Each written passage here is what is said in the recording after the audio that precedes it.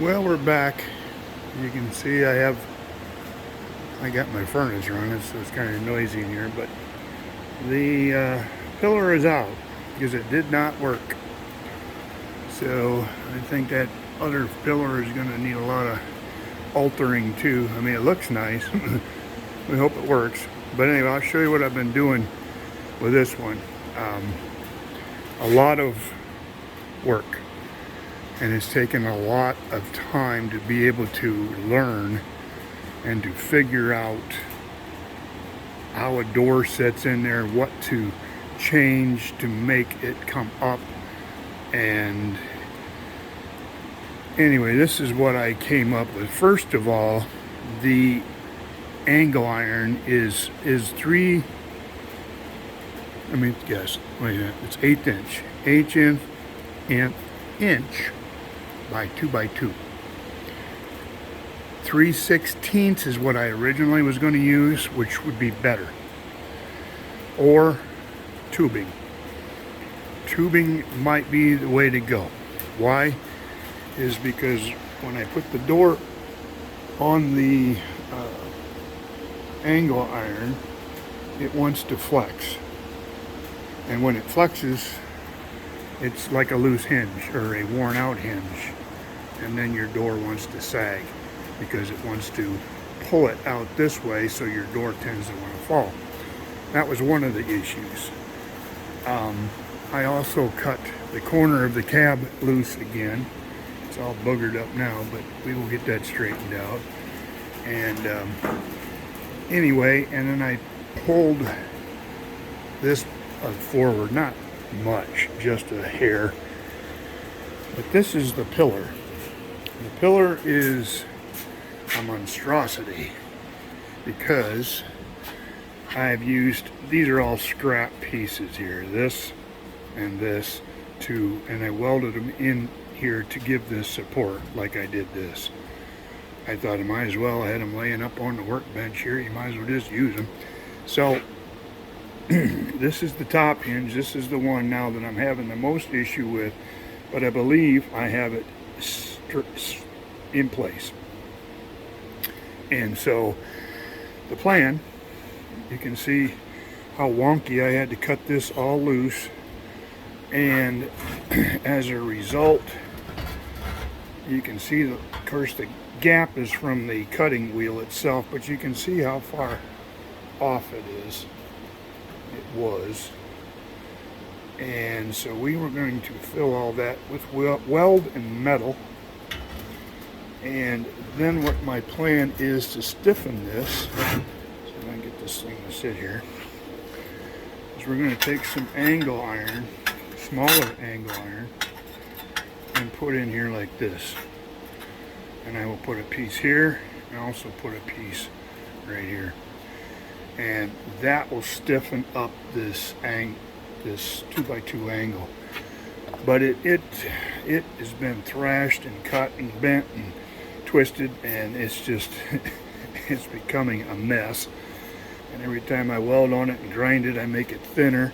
So it's just one of those deals where it's trial by error, and with somebody that doesn't know what they're doing. And what I had to do too is take these 4 holes and I made them all a little bit bigger so that I can get a little bit of play with the hinge. Okay. And I did that with both sides. You can see these, I bought some screws. I'm not going to use the tapered screw because the tapered screw pulls it into place.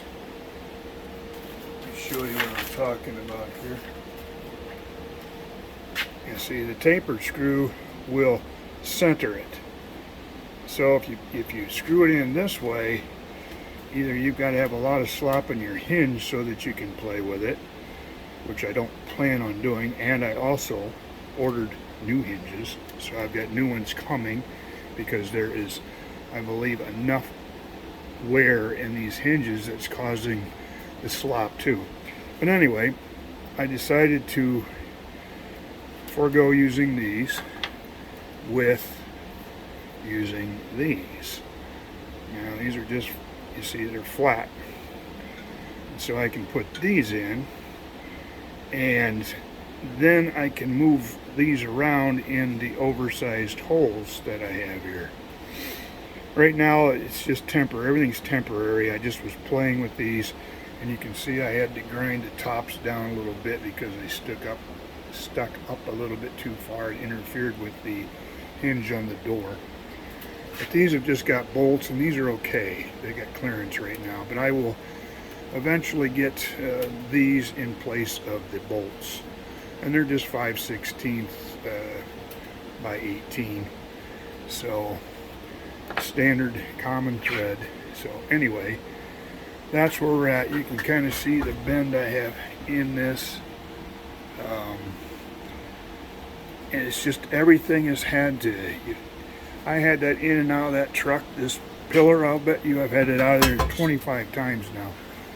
Had to bend it, some of this, and it's just been a real challenge. So what I've got is some issues now with a difference here, which is not that big a deal because I'm going to fill it, but that all tucks up behind this piece of steel, or the metal here on the cowl and the roof itself. But we're going to bring that tight up against it on the inside instead of having it end on the outside edge there. So the plan is we're going to take something like this, and we're going to lay it. This is just a scrap piece I had laying around. I'm going to trim it and make it fit. So anyway, you get the idea. And then I'll put some metal in here and weld this and grind this down nice and smooth. You know, when it's in place, you won't even notice it. So, but it's just been a learning curve, everything on this. One area that one of the guys told me about too was, I'm going to set this up here, to take a rod and run through one hinge to the other. Make sure they line up. And I just happen to have a spare rod laying around that was long enough, and so I'm trying to do this with one hand, and it's not in the vise. So let's see if I can do it here. I don't know. Hold on, let me put it in the vise here. Okay, it's easier to handle. Now you can see the rod that I've got through the top hinge, and now it has to line up with your bottom relatively good, and so it does. But you can see now this rod is the same thickness as the pins, and I'll show you why I ordered some new hinges. These are the pins, and you see that play? That's what I'm talking about. That's excessive, and as a result, I believe that's why my door is giving me fits. With it set up like this, what I did is I took and mounted the hinges in loosely. I set it in place. Okay. I had the top part mounted with the screws, holding it in place. Get a little light on this. And so that was hanging down to about here. Then I stuck the other pillar in, and I screwed it down on the bottom. Here, let me get some light on this thing here. There you go, you can see. And I put a bolt in here. This one will have to be maybe re-drilled, we'll see. But anyway, I pushed the whole angle this way. And so the edge is flush with this mount. This is on the truck, okay? And so that worked very well. And then I brought it up here, Then I took the door and I set it on each hinge with a jack underneath it, and we put the door into place. In other words, I shut it, lifted it up, set it in place, and then I put this underneath the door to lift it so that the belt lines would match. Okay, that door is now in place. Then what I did is I tack welded. I tack welded the top piece like you saw in the vise there. It's got a few tacks on it in a couple spots, and that set it. All right. But before I did that, if you remember, I had another piece that went, it's for the dashboard, goes across. I set that in place to make sure it would fit. There's just so many things that's got to be put together just right in order for it to work. So anyway, that's what I've done. But I have spent days on doing this. Like I said, I am no pro at working metal. So I don't know if this is going to work, but it's the best I've come up with yet. So after I'd done this and I tacked this, then I took the jack out and opened the door, and because of the worn hinges, it sagged, but it was easy to slide it up into place.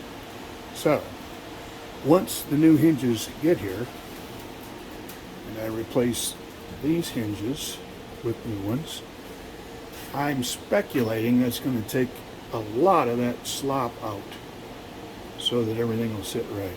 I hope, anyway.